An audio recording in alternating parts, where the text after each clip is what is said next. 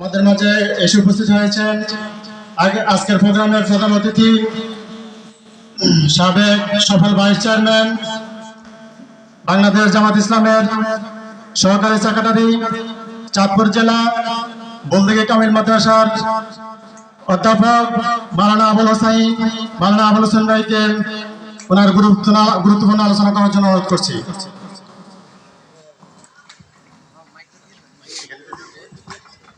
আসসালামু আলাইকুম ওয়া রাহমাতুল্লাহি ওয়া বারাকাতুহু।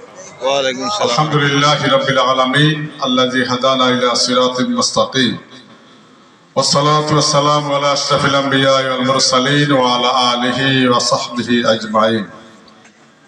দেহলা তালিবুল কোরআন নুরানি মাদ্রাসার থেকে আয়োজিত আজকের এই তাফসীরুল কোরআন মাহফিলের শ্রদ্ধেয় সভাপতি উপস্থিত রয়েছেন। আজকের এই মাহফিলের প্রধান মুফাসসির বাংলাদেশের প্রখ্যাত আলেমে দ্বীন, যিনি বাংলাদেশের বড় বড় সিম্পোজিয়াম সেমিনারে বক্তব্য রাখে, অনেক বড় গুরুত্বপূর্ণ শিক্ষিত সমাজে যিনি আলোচনা রাখেন,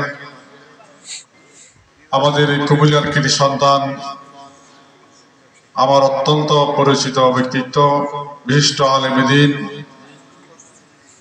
বিশিষ্ট মুফাসসির হযরত মাওলানা নাসিরউদ্দিন হেলালী সাহেব উপস্থিত।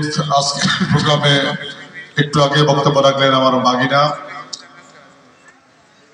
তামিল মিল্লাত কামিল মাদ্রাসার সুযোগ্য সিনিয়র শিক্ষক জনাব ওহিদুল্লাহ সাহেব সহকারে মঞ্চে উপবিষ্ট সম্মানিত ওলামায়ে কেরাম, সম্মানিত দিনদার ইমানদার মুসল্লি ভাই সহ, আমি তো বক্তব্য রাখি সবসময়। আজকে বক্তব্যের পালায় আমি যাব না, যেহেতু আমাদের প্রধান মুফাসসির স্টেজে আছেন, তিনি ওয়াজ করবেন, ওনাকে সময় ছেড়ে দিয়ে আমি কথা শেষ করে দেব। এই কথা বলে যে মাহফিল আজকে আমরা করতে পারছি, আল্লাহর শুকরিয়া।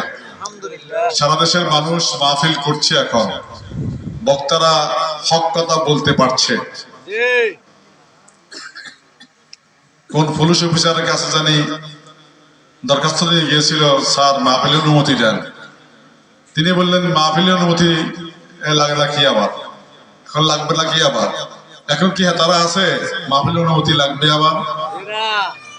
মাহফিলের অনুমতির জন্য যেতে যেতে গেছে থানায়, থানা বললো ইউনূস সাহেবের কাছে যান, ইউনূস সাহেব বললো ডিসি সাহেবের কাছে যান, ডিসি সাহেব বললো এসপি সাহেবের কাছে যান। এই করতে করতে মাহফিলের সময় গণায় আসছে, মাহফিল আর করতে পারে না। বক্তা মাহফিলে আসতেছে, বক্তাকে ফিরিয়ে দেওয়া হয়েছে। বহু মাহফিল সারা দেশে আমাদের ভাইয়েরা করতে পারে নাই। এই দেখালো মাহফিলের উদ্যোগ নেওয়া হয়েছিল, মাহফিলের অনুমতি চাইতে সময় শেষ, মাহফিলের অনুমতি দেওয়া হয় নাই।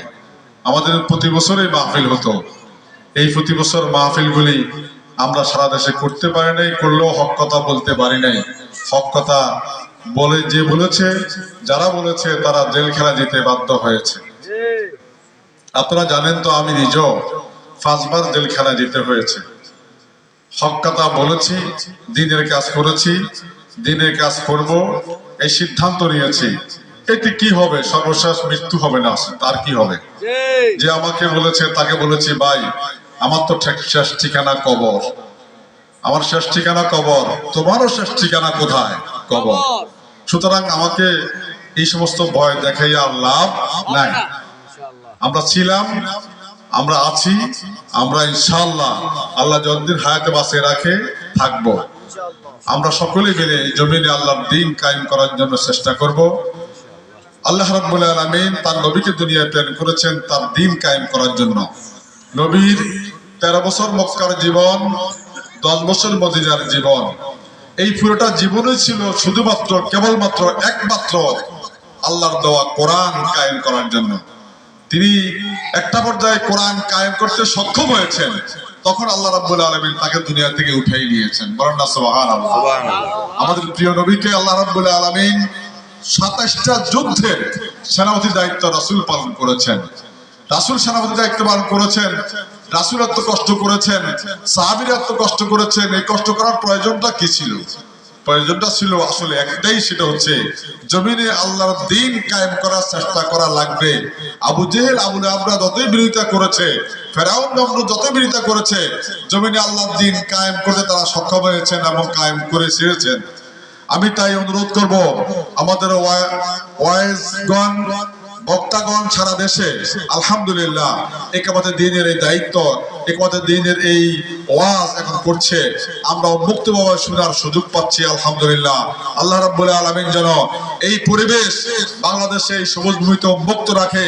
শাহজালাল শাহ মাকদুমের এই দেশ, ওলি আল্লাহর এই দেশ, মাদ্রাসার এই দেশ, মসজিদের এই দেশ চলবে কোরআনের ভিত্তিতে, এটাই কথা।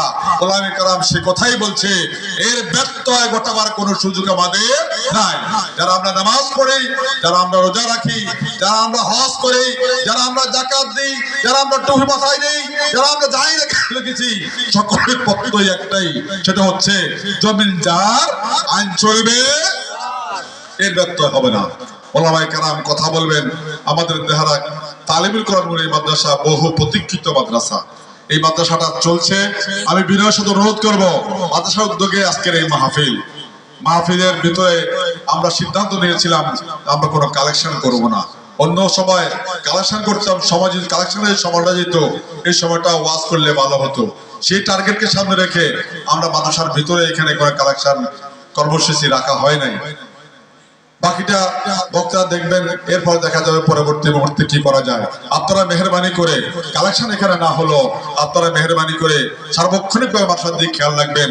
যার যতটুকু সামর্থ্য আছে এই মাদ্রাসা যেন টিকে থাকে, এই মাদ্রাসা যেন অক্ষত থাকে, এই মাদ্রাসা যেন আস্তে আস্তে বৃদ্ধি হয়। আমরা যেন শুরু করেছি, মাদ্রাসা যেন একটা বিশাল মাদ্রাসা করতে পারি। আল্লাহ যেন আমাদের তৌফিক দান করে, আমরা যেন সকলে যেন সহযোগ করতে পারি। বলেন না আমিন। আল্লাহর কাছে তৌফিক চাচ্ছি।